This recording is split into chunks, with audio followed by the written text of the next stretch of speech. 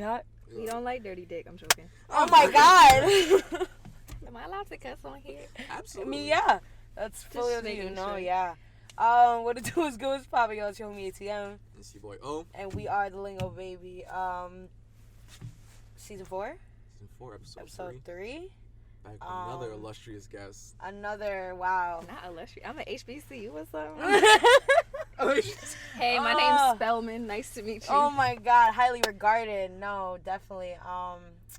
Yo, we have just a problem in another undisclosed location for episode 3. Niggas don't gotta know where we at. So. Word. I need y'all coming to follow my ass home. Fuck out of here. No, so what can we say about Dez? We missed you back in Q's, bro. Don't make me blush. Like you brought the energy wherever you were. For sure. Like remember you back in Shine. For sure. You know, back on the, R.I.P. It was the chuckle, yeah, no, for real. R.I.P. to Shine. You know, you got that classic cover. I forgot what the song was for your SoundCloud song. I think it was like Juice. It was Juice, right? I think so. Right on the stairs. And I shot that. Oh Yep. shit. Which is bad funny. Like, She sure did. Nah, illustrious rapper, Brooklyn rapper. That's the problem. I'm gonna let you introduce yourself and tell the people about you. But you did such a good job. No, Hey y'all, I'm Des the Problem. You can also call me Des. Also call me Destiny with 2 eyes, no Y. Whichever works for you. You feel me? 2 eyes, no one. I'm not a bougie bitch that don't like people to know my real name and shit. Call me whatever. Just do it the right way. I'm a rapper. I'm a songwriter. I'm not a singer, but I carry notes. And, poet. Shout out high all school. that. Yeah, Shout out high school. High school. Yo. Shout out high school. LaGuardia. Shout we out up. LaGuardia. Wow. We up. But fuck LaGuardia too at the same time. Why? Love-hate relationship. Anyone who class of 17 had it rough because when we came in, we were the first class with a new principal. So luckily when we were all in the audition, yeah. It's literally one of those like them Hallmark movies about like a performing arts high school that gets taken over by the principal who wants everything to be all academic. So that's what it was. And luckily when we were auditioning and stuff, we still had the old principal, so shout out to her because she knows talent.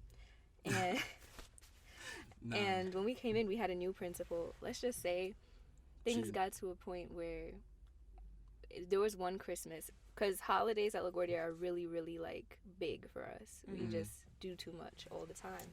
For Christmas, right before Christmas break, all of the not all of them, there would be, like, a band of instrumental majors that would walk around the entire school all day and just, like, play music the entire day. Right. No one's trying to do no work. We trying to listen to them and follow them around the school with our cameras. One Christmas, it was probably junior year, I think. Yeah, it was junior year. Same principal? Yeah, the new principal. So when we came in, it was like her freshman year too. Okay, word. Okay. So we came in with her. We never got to meet the old one who everyone loved. And so she, one Christmas, decided that we're not going to have any of that until after like 8th period. We had 10 periods back then. Mm-hmm. And therefore, most people were leaving by then, or we were all in. She was like, oh, we don't want y'all to get distracted. It's like, tomorrow is Christmas. Like, we don't care. So some kid or multiple kids went and printed out this like photoshopped thing of her head on the Grinch's body. Yo. And it said the Grinch that stole Christmas, and literally I'm telling you it was maybe 500 like pieces of paper all around the school everywhere. Yo. I was like, you bold. Hilarious. That's like that's real life, some like TV show shit. Yeah, like that's bro. some real life, No, like some prank shit. shit. Like wow. I was weak. You hear me? Weak. That shit was hilarious. I felt bad for her though, but also not really, because how dare you? This is a performing arts school. Don't get your panties in a twist. No, that's funny as fuck. So deep. That's really funny as fuck, son. The worst thing I ever saw like that in school was just like maybe a thoughtless in the bathroom on some like toxic masculinity shit. Yeah, bro. Like that's some crazy shit. That actually happened. Really? Yes, bro. I've seen some shit in my high school. But that's like, bro, Brooklyn Tech. Yeah. I almost went there. Y'all would have met me anyway. You know what's funny? Yeah. You're the reverse of my bro Malik. He literally went to Brooklyn Tech, but he got into LaGuardia. That's crazy. Oh, wow, he wanted to go to LaGuardia. Yeah. I had Brooklyn Tech. I remember I was in 8th grade. That was the day that we have to bring in all our stuff. Yeah. And like our decision or whatever. And I had gotten accepted to a few places. I think it was LaGuardia, Brooklyn Tech, and Fashion Industries. I was going to go there for fashion design. Damn, that's, wow. Yeah, I used to design like Triple when I was younger. bro. Type shit. Not any, look, as far as I'm concerned, I ain't no fashion icon, but catch me when I get this bread, though. Y'all hoes Catch better, me when I get this bread. Facts. y'all hoes better start running, because that's the only way you're going to beat me. I can't run for shit. Anyone will tell you. They know better. Ran track for 2 months, said, oh, you see this? Not it. It's not what it is. Yeah, I'm too tired. So, yeah, it was a few places. And eventually it was between Brooklyn Tech and LaGuardia. Right. And I originally had Brooklyn Tech down on my paper. Because after talking to my parents, I was flipping back and forth for weeks. And we were like, you know what? It's closer. Like, you know, they'll get you where you need to go. Da-da-da-da. So I was like, all right, fine, I'll do it. Because LaGuardia is like over an hour from me. It's by Lincoln Center, Juilliard, all of that. So it's pass.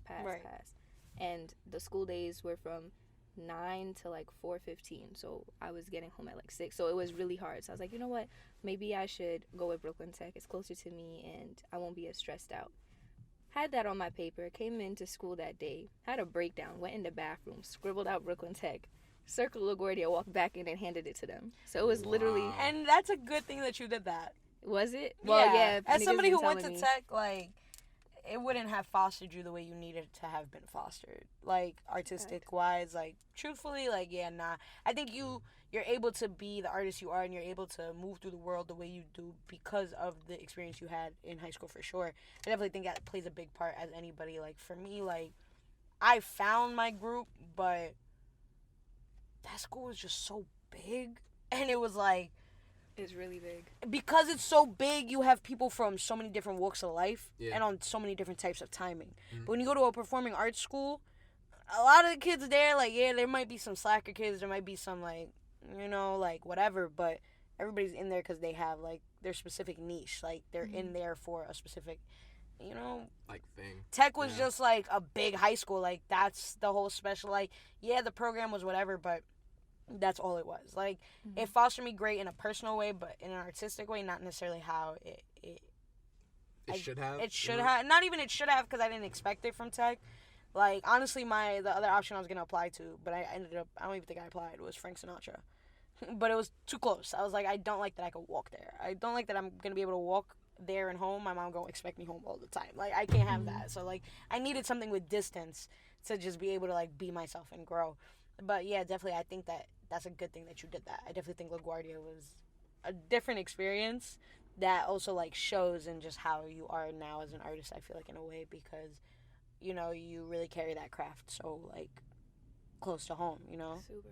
And it's so interesting because that was never on my radar, like, at all. When I was in 7th and 8th grade, looking for high schools, like, I was looking at Brooklyn Tech and Stuyvesant and all those because I was, like, the straight A kid or whatever. That was what it was expected. Right.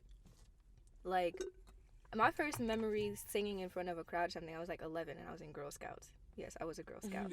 Hey, same. And I sang Adele or something, but that's really, and I sang, like, in a Christmas show or something, but all of us did. So it wasn't something that I remember doing that much. I was writing songs from young and all of that, but not really singing in front of people.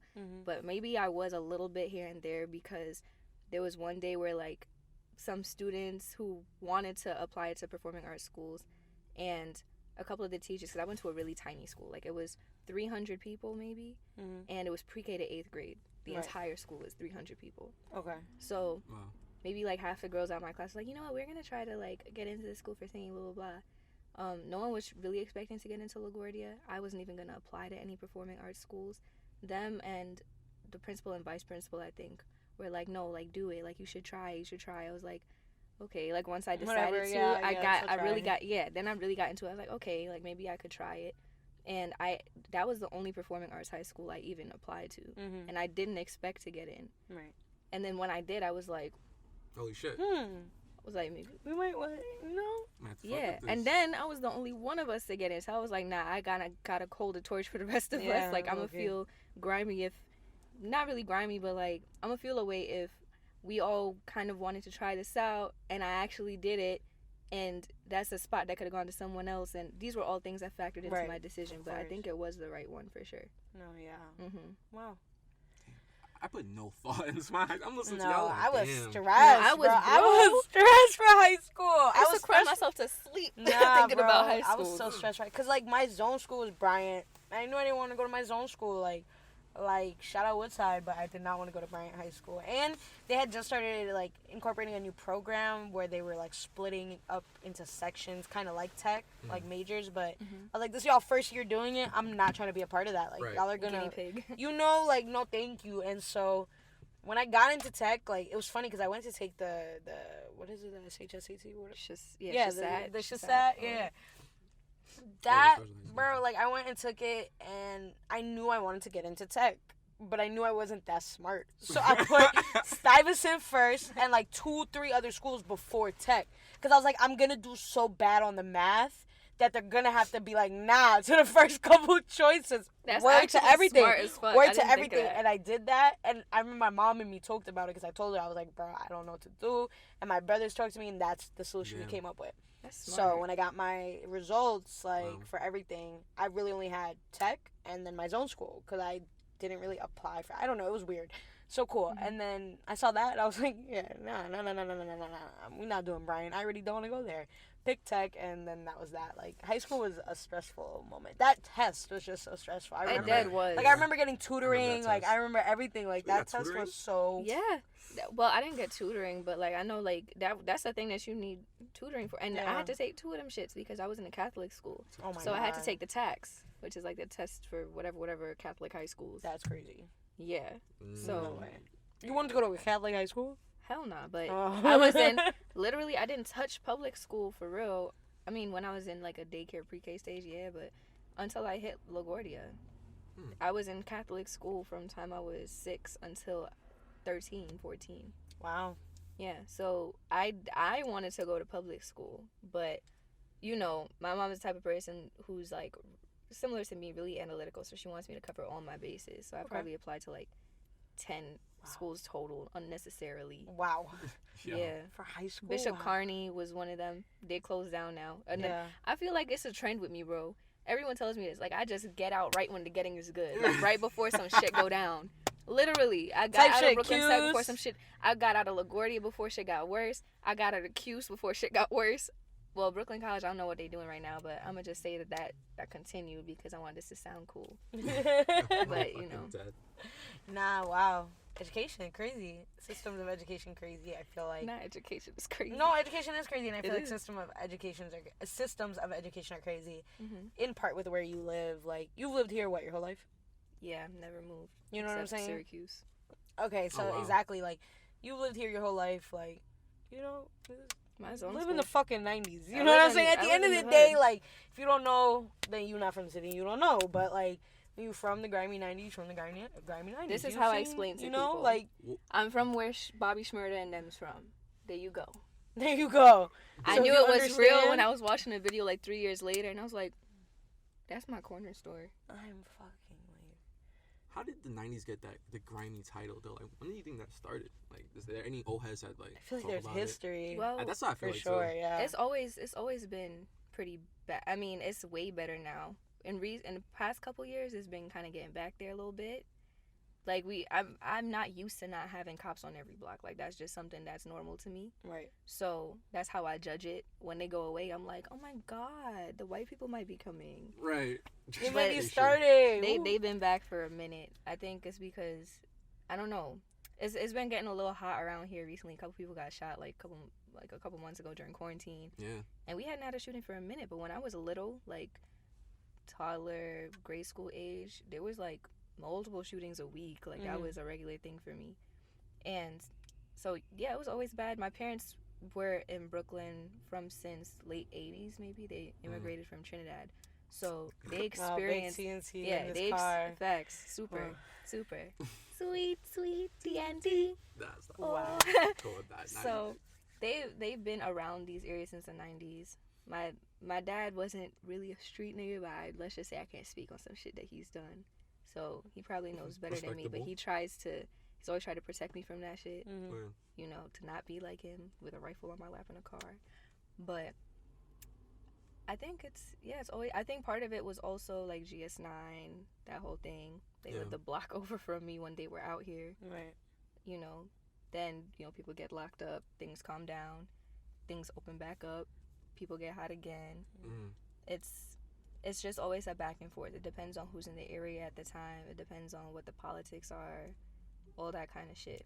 Yeah, but it's funny because as a recording, like, Rowdy is released. Apparently, and, yeah. And Bobby, I think Bobby still has a year. But do you remember how it was, like, after they got locked up? Was it a different energy? Was it, like, a void in the community? So, it's interesting, right?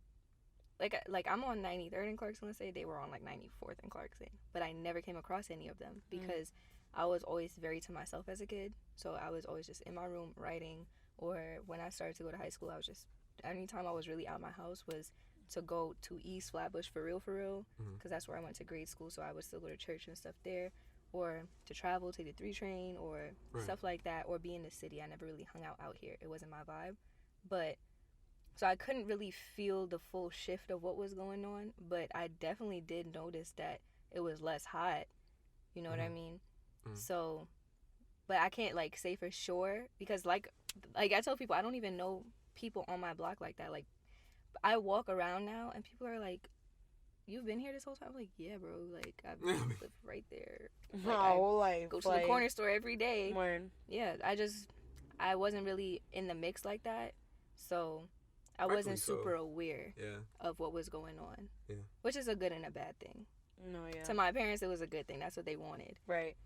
And it's funny actually, and I'm gonna segue a little bit, but like you brought up your dad, and you know how he tried to protect you from certain shit, and like me knowing you personally, like I know the relationship you have with your father, and like how do you feel like your father has helped you foster like your growth into being an artist and being like the person, not even just the person you are today, but like more so like in regards to like that element of him consistently like pushing you and motivating you as an individual to like do what you want to do and do what you love to do. So he was probably the first most integral person with me becoming an artist. Me as a person, like how y'all know my personality, my rap personality, because that's still a part of me, is very much so like more my father, and my normal personality is more my mom. So they both really played a big part in who I am. As far as music though, like he's a DJ. He's been a DJ for like 20 years maybe. And I grew up, like I didn't grow up listening to projects, listening to albums and stuff like that. That's why, I don't know, I always feel like slightly removed from conversations when people ask me about favorite albums and stuff. Because I'll have some, but I always feel like I don't have favorites until I listen to everything that I could possibly listen to and then pick from that. And I never really did that because I was just, my dad used to have his DJ equipment set up in my house. The entire apartment building hated him for it. Like, we were getting knocks on it. It was bad. But I remember being, like, young, like 5 and 6 and 7, younger than that even. And it was just always music blasting in the house, whether it was Caribbean music, mainly that. So I grew up mainly on soca music and calypso. And, you know, he was a hip-hop DJ, too, so he would play that. And then once he started to see that I was into rap. And it's so funny, like, because he was a DJ, he would get certain things first before it would hit certain things, like radio or whatever. And I remember Nicki Minaj came out. The first song I ever heard from her was I Get Crazy. Oh, wow. Right? And I heard it when I was like 7 or 8, and we were parked up in the floors, because that's where my little brother lived at the time. And we were waiting for him to come out the house, and my dad was like, "Yo, I got something for you to listen to real quick." He's like my friend more than anything. He's very stern, because he's still Trinidadian, but we're like bros. We're not even affectionate. We don't even hug and stuff like that. Like, we're really close, but it's just awkward for us. You just like... Right. You know? And he was like, "Yo, I got something for you to listen to real quick." And he played I Get Crazy. He was like, "There's this new, like, female artist or whatever." And he couldn't even remember her name or whatever. And I was like... I was just, like, in awe. Yeah. That was, like, a little bit before Bedrock came out, I think. And so he was the one to introduce me to a lot of rap stuff. When I was going to school and stuff, when you're going to school with other people who do listen to more things, and when Tyler came out and stuff, people got more into listening to projects. I remember in like 7th and 8th grade. Yeah, definitely. And like Flatbush Zombies came out. People were listening to their projects a lot. And all of that. But meanwhile, I was still just either listening to the songs I like to listen to on my little pink MP3 player that my dad would download from his DJ stuff. So just real out of the way stuff. Yeah. Like real, not super out of the way, but like things that weren't mainstream yet. So I remember there was a time where I had like Death of Auto-Tune on my phone before it was like real Brooklyn We Go Hard, like just things that a little bit beforehand, but not really the mainstream stuff. Right. And then he would have me, he was a DJ at a radio station, so I would be doing homework in the station while all the music is blasting and trying to focus or whatever, or I would be in the barber shop because he was also a barber and he owned the barber shop, so I would always be in there and everyone knew me there, and they would often have conversations about music and things like that. Right. So that was like my main introduction. As I got older and I started to rap more for real, I rapped from early, but I really started taking it seriously right before high school started. So yeah, LaGuardia was a good idea then, because as soon as I got there, that entire year I was just writing every day. Right. And once he saw that I started to take more of a liking to it, he started to introduce me to more like older shit, like Mobb Deep, Jay-Z, Foxy, like all of the classics. More of Biggie, because I was already aware of Biggie. But when I was like beginning high school, he started to give me all these throwbacks to listen to, Craig Mack, all of that. And as time went on, he would just like he would give like his 2 cents here and there. He was always supportive of me being a rapper, but he was always about me school first. Like that's as a lot of parents are. Yeah. So his thing was always, as long as you do this first, do your thing with this. Word. But this needs to be first. And he noticed at one point that I had started to veer too much toward music versus handling all of my business at once. And then when I would do that, he wouldn't support it that much anymore, because he realized like I was... He'll back off. And then the true West Indian parent jumps out. Super. So, but now since he sees like, you know, I'm graduating 2022 now, so he sees like I'm on the path or whatever, so now he puts in a lot more, you know, feedback and things like that, which he kind of always did. Like he would say, okay, you sound really good on faster songs, or these kind of beats work for you, or I want to hear you on this beat. You know what I mean? So yeah, that's kind of my whole spiel on that. But he was really, really, really important, still is. Yeah, that's amazing to have like parents who are like into the culture. That, you know, I feel like, wow, that's crazy. Can I ask like at what age he comes like to BK? I want to say so I know my mom was like, he must have been like 18. Wow. 19. Yeah, so 18 or 19. Yeah, Word. he was already like, in I the think 80s, he had graduated. Right? Yeah, like late 80s.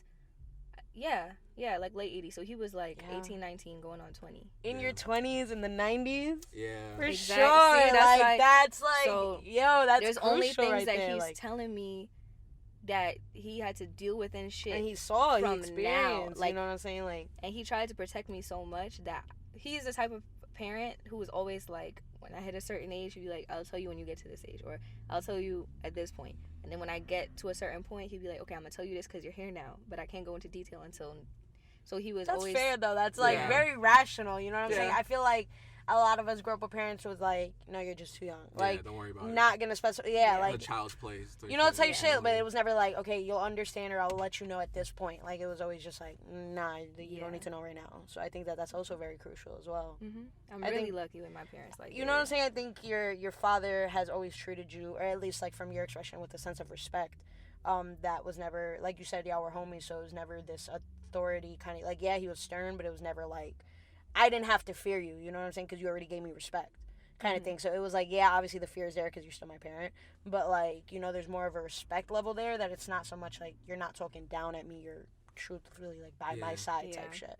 I think that's important. Like, that's amazing, honestly, to have. Not many people I know could say that they grew up with a parent like that, or at least one parent like that, you know what I'm saying? Let alone having like two that like are regard. Like, would you say your mother's supportive of the music? Yeah, I mean, I remember when I was in high school, I would come to her every year, because after a certain point, like after my parents had a really, really, really rocky relationship, and my dad like wasn't there by 10 years old, around there. So from then on, I've been living with my mother, and we don't always. My personality is more like my dad when I'm around my mom, so we don't always mesh very well. But like, she's always like my emotional stronghold. Like, she's that person. Like, she would be the one to be like, okay, like, I looked up all these therapists.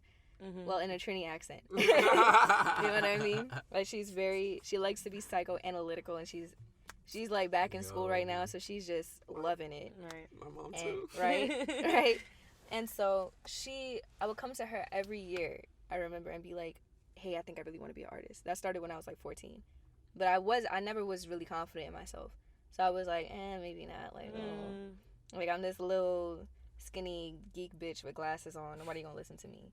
And she was always kind of like the one who was, I mean, both of my parents were really pragmatic and realistic with me when it came to that. They were both like, look, this is kind of what the statistics would look like if this is what you wanted to do. Like, you have a lot of potential outside of that. We want you to make sure you have something to fall back on, you know, like the regular parent stuff. And so she was on that tip for a while too. But she's always been more of like the meeker, like chill, more closed off kind of person, like is her personality. My dad is more like he's DJC Barbers and extrovert. Yeah, and he's a super introvert, so that's where I get that from. But he's like, he has creative outlets more so. My mom is not really on that kind of timing for real, so she didn't really understand the music thing as much as my dad did, because he did it. So he was like, okay, I get it. Like, I expected this at some point. But she was more like, well, why though? Because you can get into all these Ivy Leagues and this, that, and the third. Like, you could. She wants me to be a doctor so bad. Like, I'm just like, Mom, I ain't going to nobody's school for 10 years. Are you crazy? Nah, you I ain't doing it. I respect it, but nah. I respect those who do it, but it can't be me. Yeah, it couldn't be me, girl. and that money too, that's bread. But she was that parent. Right. Once she saw that I was still, like, again, like my dad, keeping up with what I need to keep up with and all of that, and she saw that I was actually taking things seriously, like, which I only did once I got to college. Right. So Syracuse was like my first time being like, okay, like, I'm gonna actually do this. Then she saw me like taking it upon myself to perform more and like getting support outside of just the people who like directly knew me and stuff. She was like, okay, like, she always knew I was talented. She always knew I wrote poetry and stuff. Since then, she's come to 1 or 2 of my performances and all of that. So she's very much so supportive. Right. And I'm very lucky for it. But she's also the type of person that's like, oh, don't put your camera on me. Da-da-da. So Don't show me. she bro, if I'm on FaceTime, I could be over here like this. She will be quite so by that awning and be like, take off that camera, they could see me. Yo. I'm like, they can't see. So she's the parent that's probably not gonna be cool with being like near me in the spotlight if that was a thing. So, you know, she's one of those. She's supportive, but it's not her cup of tea. Okay, that's fair. Yeah. No, but yeah, definitely. I think growing up with that, like, parenthood in general fostered, you know, beautiful growth as an artist in general. Yeah, it's interesting to hear like the story now, because like I know your music, I know like the energy and bravado you bring to it, and I know your personality. So I'm just like, it's funny to hear where it comes from both parents. Nah, it's amazing. I love when shit line up like that. No, for sure. Yeah. With that being said, though, like, you know, some people know you as just like an artist and just as a rapper. So with that being said, like, what's up with the music? So anyone who knows me knows that I'm a perfectionist, and that is why I drop music like once a year. It's like an annual holiday. Y'all always hear from me right around my birthday.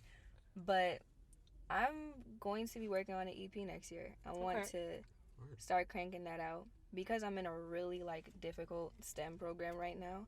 It's made things hard because, you know, I had to quit work because it takes up so much time and all of that. So, but I'm working towards getting back on my studio time and all of that. Only good quality from here on out. Word. As everyone knows, I dropped a project this year, and I'm very glad I dropped it. It was to prove to myself that, I recorded everything in about a month and like push it out, because I know that if I want everything to be the way I want it, it will take forever. It will not come out.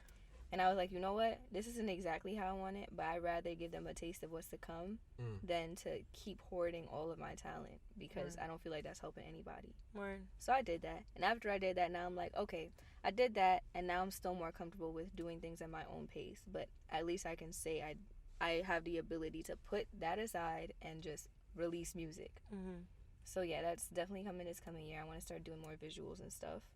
So can we expect more freestyles? I love your freestyles. Really? I kind of I slowed down on them, like on my IG freestyles. I kind of slowed down on them because I was like, they hear enough of me. Like, they probably just want to hear music now, so I chilled.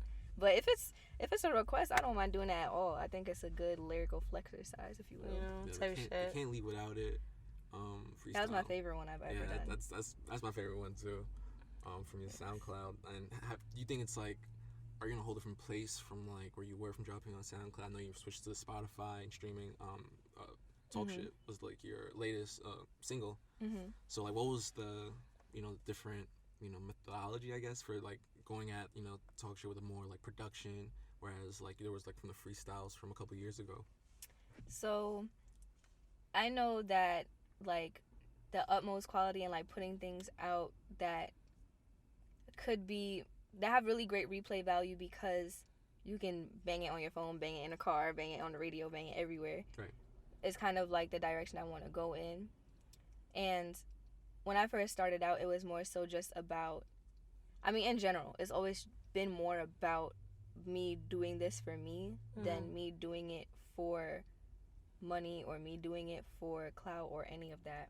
Because the whole reason I actually started taking it seriously was because, long story short, it was like senior year of high school. I was looking for colleges, didn't know what I wanted to do at all. But I knew deep down that I didn't know what I wanted to do college-wise because I knew I wanted to do music.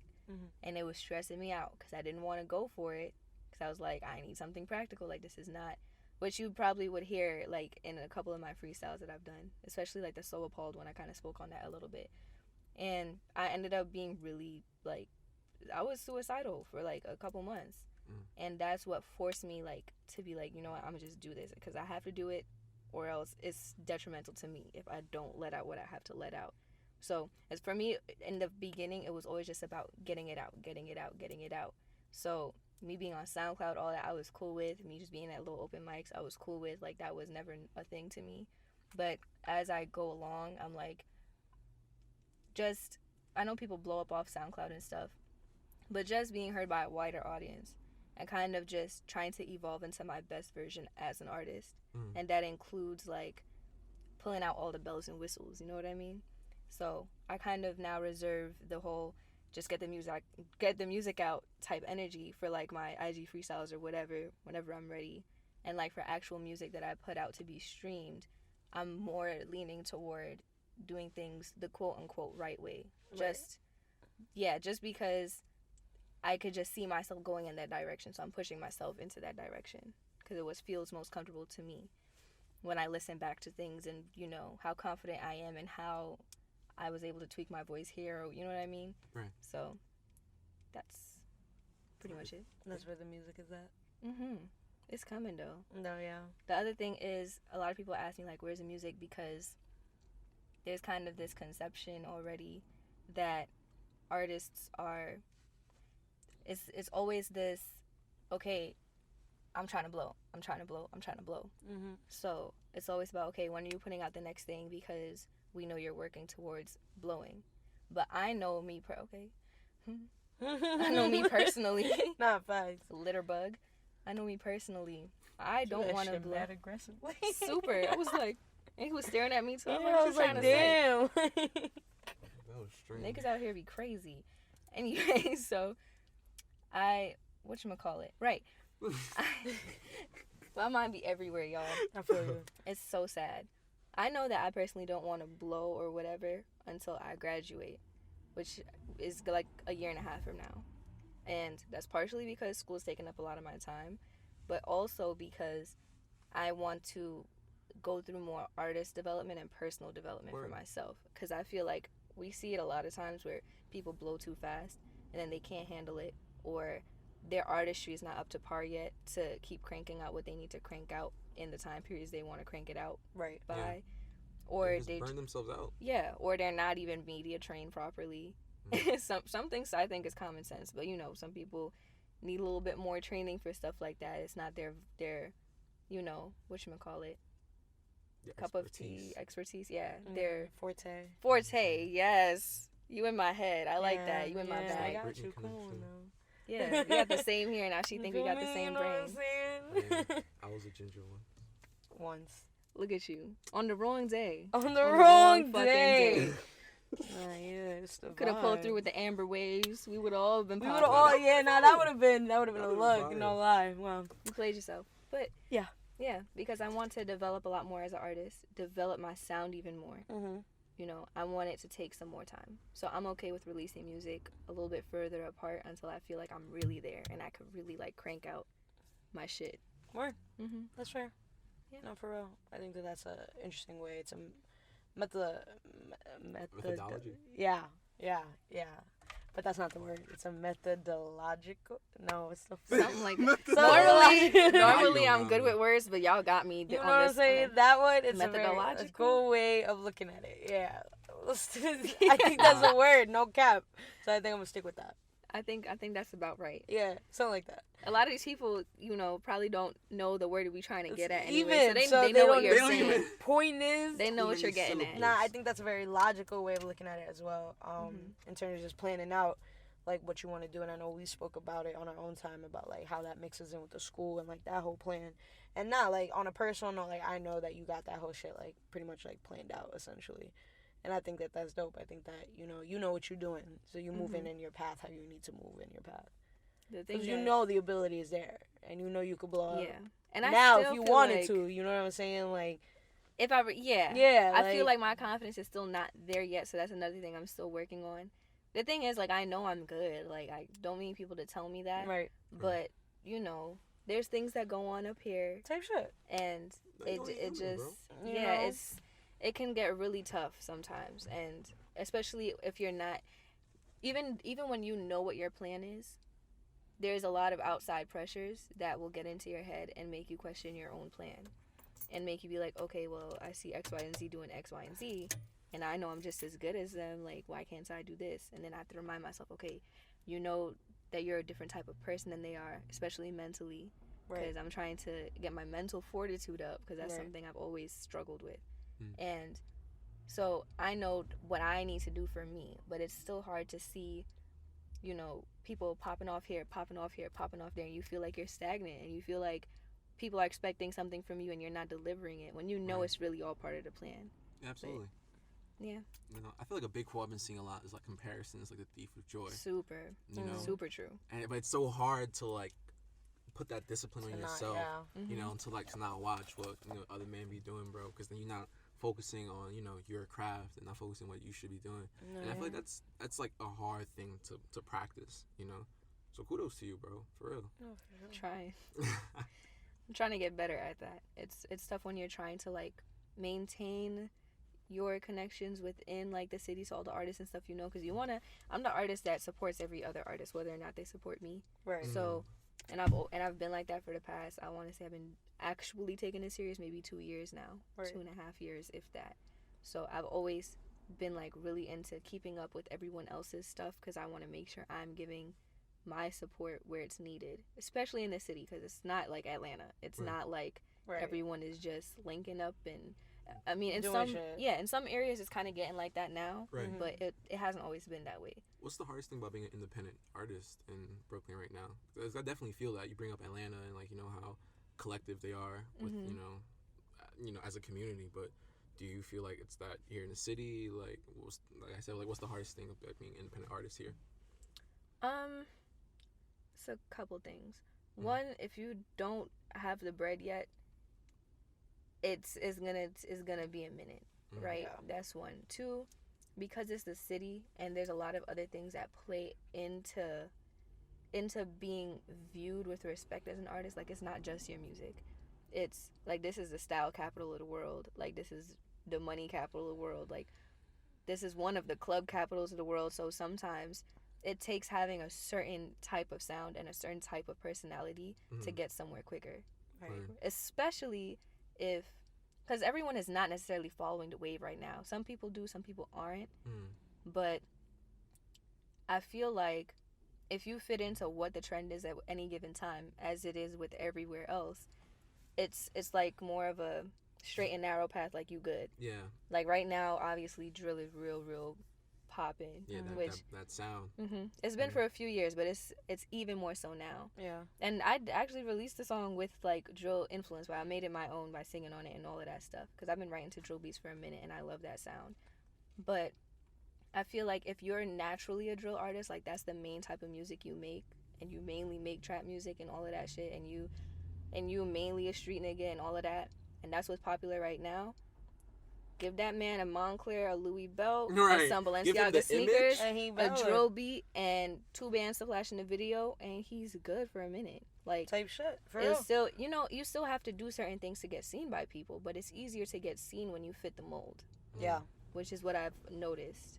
So, For sure. as somebody who, like, my biggest issue as an artist has always been not knowing my exact sound because I have so many sounds. Mm-hmm. So, I know I can't ride any wave, one, because it's not natural to me, but also because if I have so many different sounds, I'm going to feel pigeonholed to even try to jump on this, and then I know that doesn't last anyway. Like, that's not my motive for doing it. My motive for doing it is because I love doing it. Yeah. So that's what's hard about being an independent artist. If you don't really fit the mold out here, it's not as easy. There's people who like many different types of music, so you'll always have a kind of fan base anywhere, but it's different than having the entire city behind you. Yeah, son. Fuck a mold, bro. I don't know, and I definitely agree, bro, because all the artists that people talk about in the city look a specific way. Their videos look a specific way. Everything is Especially kinda the girls. Mm-hmm. And then being a female, it's like, we always talk about it, like, money knows. Yeah. It's always a conversation in the industry, period, just because it's obviously different for us. But in the city, it's especially different. Why? Because it's not like, I mean, a lot of female rappers, the mold itself is obviously be sexy, be a little hood. right. But out here, it's be sexy but be a lot of hood, Mm-hmm. because it's New York. Like, it's a very different vibe. Type shit. And it's like a lot of shorties are also now being pushed into going into that drill lane. Exactly. And like, you know, like you listen to some of the shit that I haven't dropped yet. Mhm. It's like even me knowing it, like I know that is not gonna pop off in a sense of having the city behind me, because that's not a city sound. And it's like it's a weird box that I feel like shorties in general are placed into, but especially in the city, it's like you can only really be so much, you know what I'm saying? And it's always been like that, Without especially with getting the clowned. city. You know what I'm saying? It's always been like that in the city. Like, it started with Kim, like, Foxy, like, all of them. It was this idea of being, like, real sensual and hood.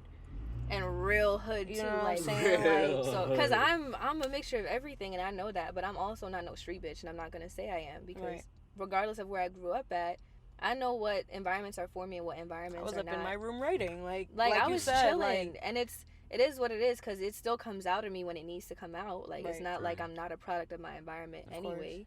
And I'm still friends with all the people from middle school that was out here. Like, it's not like I'm far removed. I'm not a suburban bitch. right. But, you know, I'm not going to put on a front like I be out here holding Mac 10s and, like, do, like, because I'm not. For a while. I'll have somebody do it for me, but that's as like far as that's- I'm yeah. going with it. And I feel like, yes, it's the whole be extra sensual, be extra hood, and then there's like a very specific route, if you notice, like which I'm cool with. I think it's a smart route, but if it's not for you and you know it's not for you, then you kind of got to figure it out some other way.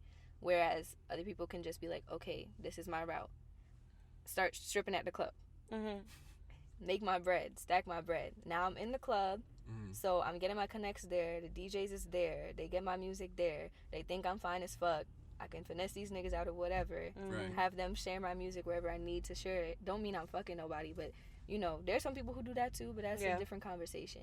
Right. And then, but they grow their popularity there. You know, exactly, which is smart. Don't get me wrong. But if that's not the scene you're always in, because I've been said I want to be a bottle girl, but I can't be a stripper. I don't got ass for that.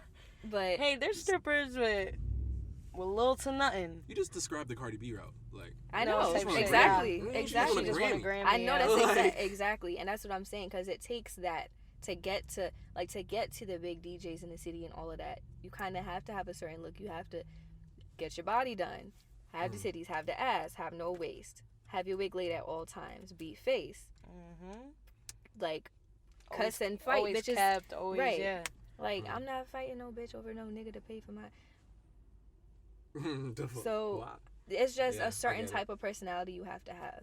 Yeah. And on top of that, it's like it's been like that across America, but I know it's especially prevalent here, where it's like certain things are seen as pros and certain things are seen as cons depending on where you grow up. Right. If I had grown up in like Long Island and white suburbia or some shit, certain things about me would be seen more as pros than they're seen here. Here I'm told I use too many big words. Here I'm told, oh, you know everything, like that kind of shit. Right. It's not cool, or it's never been cool to be that kind of kid, you know, like the nerd or whatever. Yeah.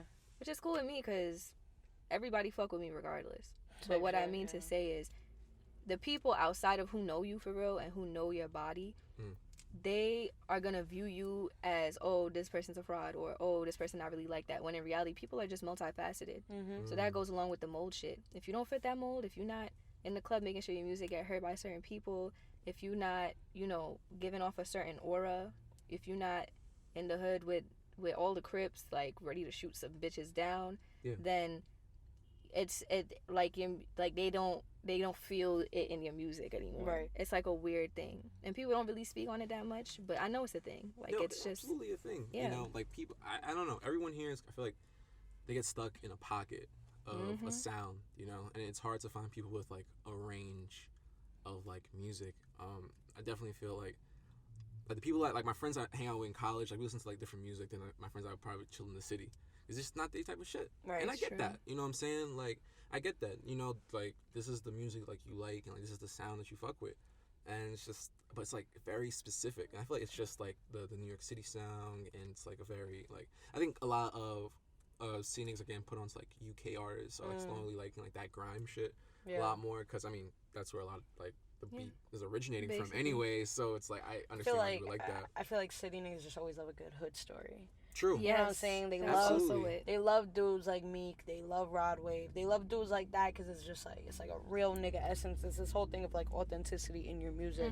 And I feel like a lot of kids that grow up, and I feel like, you know, it's respectable that you can understand, like, yeah, I grew up in a hood of Brooklyn, but like I wasn't a hood kid. Like I was just like you know what I'm saying? Like, yeah, I grew up in the hood and that's that, and like I am a product of certain shit because of that, but I wasn't out in these streets. I feel like a lot of like specifically dudes from Brooklyn like really want to be street dudes. You know what I'm saying? Like even if they weren't, even if they weren't. So I feel like, regardless if they're rappers or not, like now I'm just speaking on like consumerism, like that's why they'll listen to a lot of artists with that sound, or like that hood story, that like sob story sound, because it's this idea of like, oh, he's speaking to me, and I'm sitting here like they take the fact that they grew up in the hood as that correlation of like they were hood kids.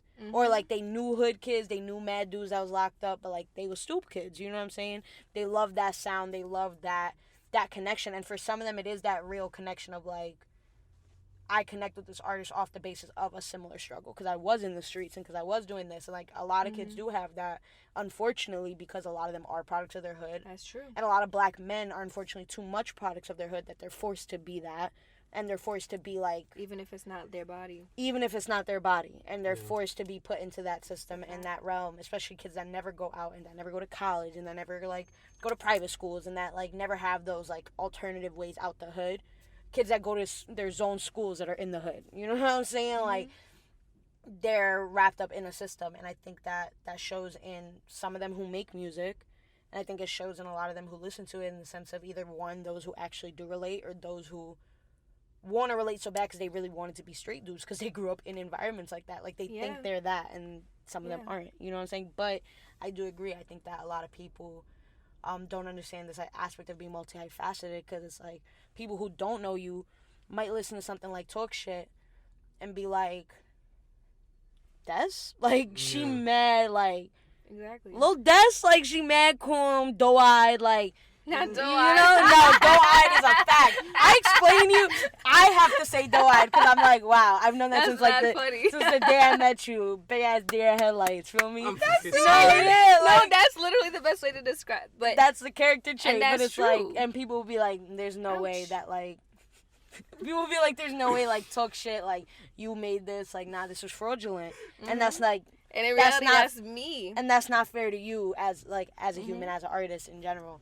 Nah, but I think that's a good point. And it was funny, like we were talking about that, and it just like threw me back to literally like, I don't know, yesterday, the day before, like I was chilling with somebody and like they were on aux, and I was listening to like his music, and I was like, this is a very specific pocket, like this is a very specific like niche of like that kind of like hood-ish, like kind of sob story sound type shit, and I'm just like, huh, this is interesting. Right. Like, and it's like you know who to play what around too, and though. you know when I'm who to around play. When I'm around city dudes, like back home, like yeah, you I have said, a whole like playlist pop. like I have a certain oh wow, look at that. You know what I'm saying? Like you have a certain thing because, but I realize that like a lot of hood kids from the city, their range is not like that. Exactly. Their or range if their is, range is that, they're shamed for it. Like you're not gonna hear niggas out here playing Smino.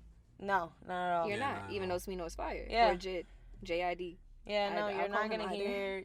I don't know hood niggas that's like, again, in that pocket that'll gladly say they've ever listened to Tame Impala. Tame Impala is fire, bro. Tame Impala is just Tame Impala is fire. musically, like, that's like, wow, bro, that's great music. Sonically like, amazing. you know, Yeah. James Blake doesn't miss, like, great fucking These are all the artists I was artists. thinking about You too. know, Just these like, are like, yeah. these are artists that I be thinking about. I'm like, nah, niggas don't, like, they would inject it, they listen to it. And it's like, I know some that do, but again, they had the opportunity to go to schools with more people or go to, like, outside where they were able to then be around people who weren't going to shame them for it. Literally. But they knew in the back of their head, okay, but when I go back to the hood and I'm chilling with my homies, I can't play this shit. Like, exactly. I can't even jack it. I can't, this shit whack. What the fuck is you talking about? Like, you know, that's like, how it is. and that's unfortunate. And that's why I wouldn't even judge from it, because Mhm. I came from living in the hood, going to school in the hood, only being in the hood, never really left the hood, you know, except to go shopping or something, to going to LaGuardia with mad white kids, mad theater heads, Mhm. mad Mad so theater it was heads, literally mad theater heads, facts. it was literally, and even And being in mad that kids school, from, like, families that do that shit. Like, I know a lot of kids that went Madonna's to daughter was there when I was there. You know what I'm saying? Like, I know we were a in the lot same of gym class. I know like, a lot of kids that went to LaGuardia Yeah. whose, like, families were embedded into that shit as well. So they also come from, like, prestige in a way. Exactly. And it's crazy because you're one of those kids because of your father, but people would never see you like that. Oh, when we're like a parents who kid come from who that. like came Mhm. from that history, but people wouldn't see you like that because there was kids like Madonna's daughter. Like, you know what I'm saying? Like, Nah, you were facts. dead ass embedded. It like, was different as fuck, because like before I went to that school, never had vocal training a day in my life. Mhm. Never really, like I said, only staying in front of people for real by myself once. Like, Right. wasn't really like that. And then when I got there, everybody there had been trained. Niggas had went to Mark Twain. Niggas had been on like child stars, and you know what I mean. So going to that in location. I don't know if we got Jack and Jill here, but Jack and Jill's been in like the South and shit. Jack like, and Jill, a couple of my friends, shout out Nia. She was one of my close friends in high school. We're not close anymore, but we're cool. She was in Jack and Jill like that. You know, like Jack and Jill, shit like that. Like, You know. I know kids who went to LaGuardia who like ended up like fucking working for Alvin Ailey and shit. Like, what? Oh yeah, that's like, my friend Amir. He's in Alvin Ailey. crazy. Shout out Amir. We're supposed to go on Alvin a track Ailey just is now. fire. Go listen yo. to Brooklyn. I don't know. I don't know how they treat Not y'all. Amir, Amar. Sorry, bro. I don't know how they treat y'all. Feel me? But like, I have not slept. but the production of Alvin Ailey, like how y'all put y'all shit Yeah, on, it's- fire. I don't know how they treat y'all though. I hope they treat y'all right because. And then one of them. I be hearing they treat like dancers, especially ballet dancers, crazy, bro. Like, No, you yeah. know, like nah. Then another dancer that I was cool with in high school. She was on Dancing. These were the stars. No. I was So you saying, think you can dance? So you think you could dance? Yeah.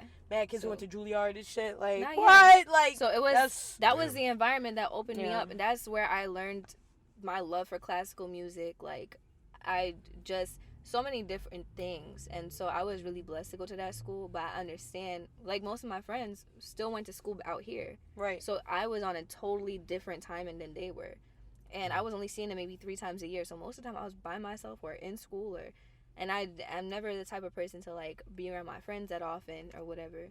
So it was really just me processing what I was exposed to at the time, and being exposed to so much more is what made me so multifaceted. But like as far as the hood shit, it's like I think I was watching one of y'all's old interviews. I think it was with Brandon. Shout out Be Smooth. Shout out Be Smooth. And y'all was talking about Vlad and shit. Oh, yeah. And that speaks on this, because it's like I can completely understand the value in the hood music and the street shit. Mm-hmm. Like I listen to it all the time too, because I'm from that environment. Like I see the shit that goes on. It's not Right. like I'm far removed from it. But even the people far removed from it feel a pressure to want to be on that shit, because that's what's pushed. Yeah. And why is it pushed? Why are you Because walking mad close to my car, my nigga. anyway, Sorry, yeah, he I like completely forgot we were recording for a second. no, just because I saw like, him pass here before. bro, so yeah, true. nah, because when I saw him the first time, I mean, mad hard. I was like, alright, and then I saw him in my windshield, dumb close, bro. This is why I need all to you need be in the background, strapped, bro. Like, horror movie. This is why I need to be strapped. Put that shit on my... What, nigga? Right. Anyways. So, yeah. Why is that shit pushed? It's because black trauma is profitable. Mm-hmm. Yeah. That's it's commodity, it. bro. Yeah. It is, because It's a white people don't commodity. really value that shit, or else they would be moving in droves to be part of the hood. Only some of them do that. So it's like white people are in charge of the industry at large, and they're all pushing the street shit because they know that it's profitable. Bro. They know that Black bodies are always studied from a pathological lens as, like, products of struggle. So it's like, that's why this whole thing of, like, that's why I've seen this, like, tweet or, like, this notion that, like, we should stop saying black excellence because it's just excellence. And it's like when we put that black in front of it, like, we continue to further that notion that, like, black people are not destined to be excellent. You know what I'm saying? That they are not products that are prone to be excellent, because nobody ever says it's like white excellence is just, oh, that's excellence. Like, that's an excellent movie, this, that, and the third. Like, but no, people say that's an excellent example of, like, black excellence in a movie or, like, this, that, and the third. And it's, like, removing that notion. And it's, like, just that aspect of, like, black trauma in and of itself is so... profitable. That's, like, the best way to say it. But True I have word. mixed feelings about that, just because it's kind of, it gives me I don't see color vibes. It does give me I don't Just see because- color. Okay. Because like, yes, it is just excellence, right? And but it's still different, because, Right. like, it's coming from just me speaking on myself. When I went to college, I only went to Syracuse because I got a full academic scholarship, and it was within a thing that I was like one out of, I think, 40 people who were chosen, and I was the only black person. So it's like, it's excellence, but it's a different type of excellence when you're black, because there's everything stacked against, especially if you're from the hood. Yeah. Especially if you're a black woman, especially if you're a black queer woman, Absolutely. right? So having all of these different intersections means Matters, something yeah. different in the scope of things, because yes, it's still excellence and we want people to realize that, but it's like that kind of, what will I say, jump over the moon won't happen for decades still. Like, it's not gonna be the same for a long time, Right. and until it is the same, it needs to still be differentiated, because it's just a totally different thing. Like, my excellence is not Bobby's excellence, because Bobby's excellence means that Trump was his father and he had mad bread, so he got paid to get into UPenn, and he's gooch after that, or he could work at daddy's company after that. I'm coming from a place where my parents didn't come from much of anything. Right, absolutely.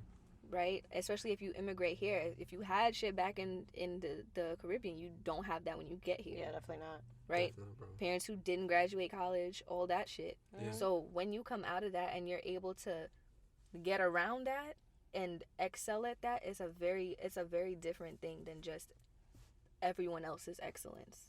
No, yeah. Yeah, I feel the same way, bro. Yeah. Interesting. Perfect, son. A A lot of gems, a lot of food for thought, yo. But with that, we are coming into our last segment of the lingo. So it's lingo talk with the lingo, as always.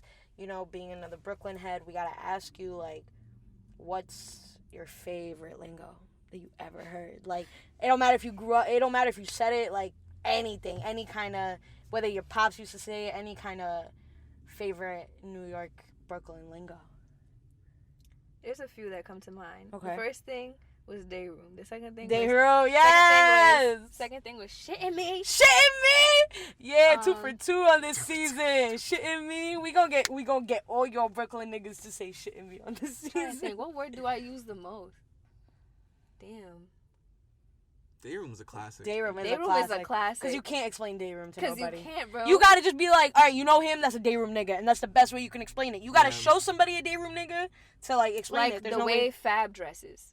You think that's day room? Now. Compared to... Now, compared to what he did? Like, the ones that people be calling out, the fits people be calling out, like, damn, he really pop out in that. Okay. Yeah. I see what you're talking That's about. day room That's ass day room. fit? Day room That's ass day room. fit. I mean, I've been in a day room before. I ain't judging shit. Shoot, we be tired. We We be tired. be cataracts. I don't know. Shit, you can't see colors and shit. I don't know what goes on in your head. Oh my god. But day room shit. I ain't judging shit, but if you day room, you day room. We've all been day room in some capacity. Day room Wildin' shit. is always wild as a total, like dumb far. Dumb far. Yeah. Wait, somebody did a poll. What's further, dumb far or wild far? Dumb. Or was it dumb far or mad far? I don't remember. I think it was mad far. Was it mad? Was it? It was like, Or is it mad far or wild far? I don't know, but I seen it too though. you seen it too, right? Yeah, I know exactly what you're talking about. It was like a flip. It was like Yeah. dumb far and like. I don't remember if it was mad far or wild far. It was mad far and dumb far. I think And it was then mad dumb far. far and is dumb dumb far far. is. I think It's it was dumb mad far. far and dumb far because wild far and dumb far. Because somebody else said wild far and dumb far, and I was like, see, I can't answer that because Shit, it's dumb way far. it's Shit, way wild closer far. Yeah. in Wild Yeah. and mad is like, that seems like. Yeah. Now wild and Mad- dumb to me is yeah. like Too close. Like, because it's like it's how pungent you are behind Yeah. it. If Like there's a oh that That's shit is nah, wild dumb far. far. Like, oh, if it's like oh nah, that's wild Far. far. Yeah. exactly. Like oh if no, that's wild. It depends how much they extend the word, bro. yeah, like, it's like or the, nah, that shit dumb far. Like, if you just tell me, nah, that's dumb far. And the I'll be more like, of the that's not that eye, far. the more of the eye you take out of Yeah. wild, the worse it is. Like Yeah. you say, oh, that's wild far. Versus that's wild far. Like, that's wild far. Now just son. put an A and an H in place of the I. Yeah, nah. That's how you know it's That's a bad. fact. Okay. But I I don't like know. Is that. there anything else? Grimy. I Grimy. say grimy all the time. Hey, man. Grimy. I do say Grimy. grimy all the time. Makes Literally, sense. that's in Yeah. every 16. Like No, yeah. Grimy. Greasy. Greasy. I like grimy a lot. Greasy, I Trish. like. Trisha! Dirty Diana. Trisha's Don't one of get my a breakfast favorite. before you come get a section. Trisha's one of my... Trisha, Trishi. Trish. All those variations Of Trish. of Trish are so Uh-huh. amazing. Is there anything else? Damn, that's like the main ones. I'm trying to real think right now. Shoot, it's like on the tip of my tongue, but it's not there no more. That's crazy. It's crazy. It's another one. Yeah, facts. But nah, I think you got all like the heavy The hitters. big Heavy hitters, yeah, Not the heavy facts. hitters. Nah. Heavy hitting like the pen. It's the obese hitters for me. Oh my god. Nah, yo. That's the problem. Destiny with 2 eyes, not a Y. Thank you for coming on the lingo. Yo, it was great to have you. It was great to be Absolutely, here. Nah, Okay, yo, we learned a Spotify. lot about you. Tune in to her project, Golden Child, that dropped this year. Her new single that dropped this year, Talk Shit. Tune in to that EP next year. With that being said, y'all know me. It's your homie ATM. It's your boy O. And it's your homie Des. That's the problem. R.I.P. Pop. Feel me? With that being said, y'all, thank y'all for tuning in to Episode 3. episode 3 of season 4. Stay up and be easy. Peace. Later.